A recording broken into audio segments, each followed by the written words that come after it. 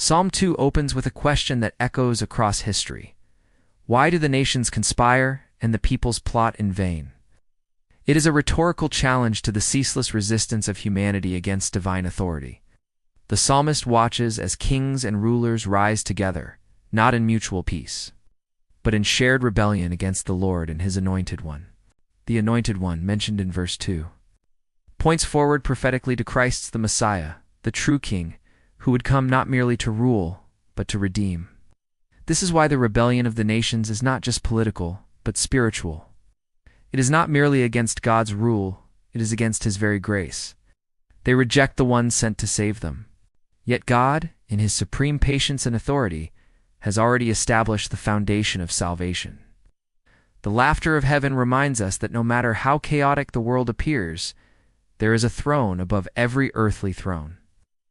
There is a king whose power cannot be shaken, and whose rule is not dependent on the acceptance of men.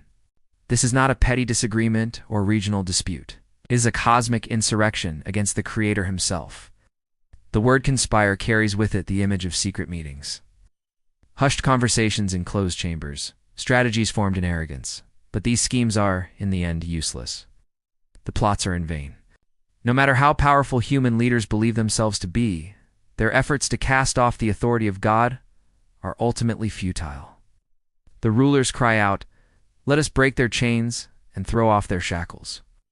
As if God's commands were oppressive, as if submission to the Lord was some form of captivity, but in truth, the chains they feel are not cruel bindings, but the very laws that sustain life, the moral structure woven into the universe for our flourishing.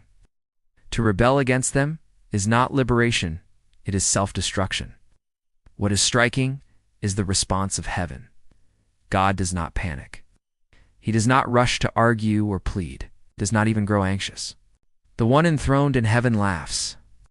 It's a chilling, divine laughter not of amusement, but of derision.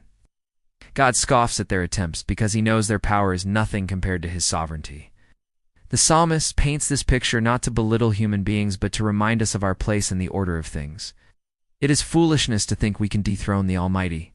In the face of human rebellion, God responds, not with fear, but with a declaration. He speaks in anger, not because his ego is bruised, but because rebellion against holiness brings death, and death is not what he desires. With terrifying clarity he says, "I have installed my king on Zion, my holy mountain." This is a declaration of fact. God has already acted. The kings may rage, but they are too late. His chosen one has been established. Zion, his holy mountain, is not merely a geographic location. It is the symbolic seat of divine kingship, of spiritual authority on earth. This is not a prophecy waiting to be fulfilled. It is a reality that stands firm, regardless of human resistance. In these opening verses, tone is set for the entire psalm. It confronts the delusion of human autonomy and reasserts the authority of God. As the psalm progresses, the speaker changes. Now it is the anointed king himself who speaks, declaring the decree of the Lord. He said to me, "You are my son. Today I have become your father." These words are deeply personal and profoundly significant. They reveal a relationship that goes beyond the typical covenant language of the Old Testament. On the one hand, the king is offered the nations as an inheritance, a gift born out of relationship.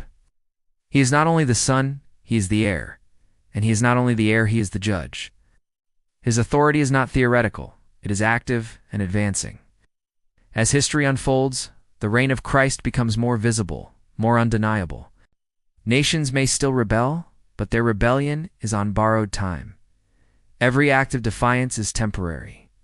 Every power that resists him is already crumbling. The rod of iron is not a symbol of cruelty, but of certainty.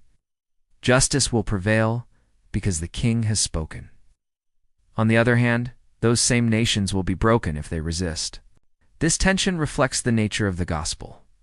Salvation is offered to all, but not all will receive it. Grace is extended, but rebellion brings consequences. The imagery used here reminds us that the kingdom of Christ is not only a comfort for the faithful, but a threat to the unrepentant. The psalm holds together divine intimacy and cosmic authority. It is not enough to admire Jesus as a wise teacher or moral example. He is the King. He is the Son of God, and he has been given the nations. This reality should move us not just to awe, but to submission. This is not just a king appointed to govern. This is a son, loved and chosen, brought into a divine family. The phrase, "You are my son," carries immense theological weight. In its original context, it may have referred to the Davidic king, who was considered God's son in a symbolic sense. But in the larger biblical narrative, this verse finds its fullest meaning in Jesus Christ. At his baptism and transfiguration, the voice from heaven echoed these very words. The declaration wasn't new. It was a reaffirmation of what had always been true. Jesus is the Son of God, eternally begotten, the rightful heir to the throne. The decree continues, "Ask me, and I will make the nations your inheritance, the ends of the earth your possession." This is no local reign. The kingdom promised is global, stretching beyond Israel to every nation, tribe, and tongue. It anticipates the missionary heart of God, his intention not to dominate nations by force, but to redeem them through grace. Yet verse 9 brings a stern warning. "You will break them with a rod of iron. You will dash them to pieces like pottery." This imagery is intense and deliberate. A rod of iron is not flexible or weak. It is unbending, incapable of destroying anything in its path. Pottery, on the other hand, is fragile, easily shattered. This is not to suggest that Christ rules as a tyrant. Rather, it reveals the seriousness of rejecting his rule. Those who set themselves against him will not stand. Their rebellion will collapse under the weight of his justice. There is also a dual tension in this psalm: mercy and judgment. The decree is not merely about Jesus' identity. It also speaks to his mission. The psalm concludes with an appeal not to fearmonger, but to invite. After describing the rebellion of nations, the laughter of heaven, the decree of the king, the psalmist turns to the rulers once more.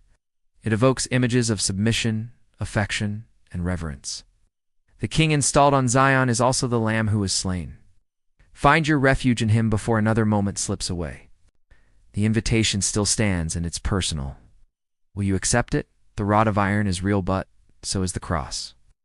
This psalm, read through the lens of the New Testament, is not only a warning to rulers, it is a message for every heart. We all have a choice. Resist the king or find refuge in him.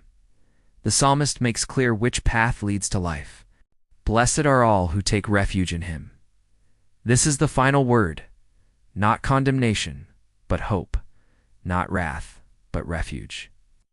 The anointed Son of God is not only enthroned, he is approachable.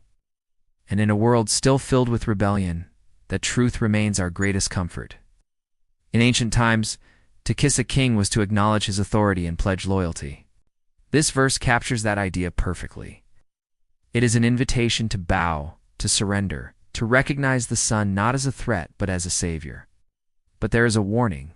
He will be angry, and your way will lead to your destruction, for his wrath can flare up in a moment. This is not a contradiction of God's love, it is a consequence of rejecting it. The wrath of the Son is not unpredictable. It is righteous. It flares not because he is cruel, but because his justice cannot tolerate evil forever. The way of rebellion always leads to ruin, but the psalm does not end in destruction. It ends in blessing. Blessed are all who take refuge in him. After all the intensity of the psalm, the rebellion, the judgment, the decree, this final sentence brings peace. It reminds us that the safest place in the universe is not outside God's rule, but under it. Refuge is available. The king who rules with a rod of iron is also the shelter for the weary. The Son, whose wrath is fierce, is also the Savior, whose mercy is vast. But this time, it is not mockery or rebuke. It is a plea. Therefore, you kings, be wise, be warned, you rulers of the earth. The tone changes. It is as if the psalmist, having painted the gravity of God's authority, now offers a way forward. Wisdom, in the biblical sense, is not mere intellect. It is the fear of the Lord, the willingness to see reality as it is and live accordingly. The kings and rulers are told not to harden their hearts, but to understand the truth they've been resisting. They are invited to serve the Lord with fear and celebrate his rule with trembling. Again, the language is carefully chosen. Fear and trembling are not signs of cowardice. They are signs of awe. To serve the Lord with fear is to recognize his greatness. To rejoice with trembling is to be overwhelmed by his goodness. It is possible to love God and still tremble before him. In fact, that is the most honest kind of love, one that respects his power while resting in his mercy. The phrase "kiss the Son" is one of the most intimate and mysterious lines in the entire psalm. This is the paradox of the gospel. The same Jesus who will one day judge the world is the one who offered his life for it. If you've been running from God or ignoring his call, take a moment today to pause, bow your heart, embrace the Son.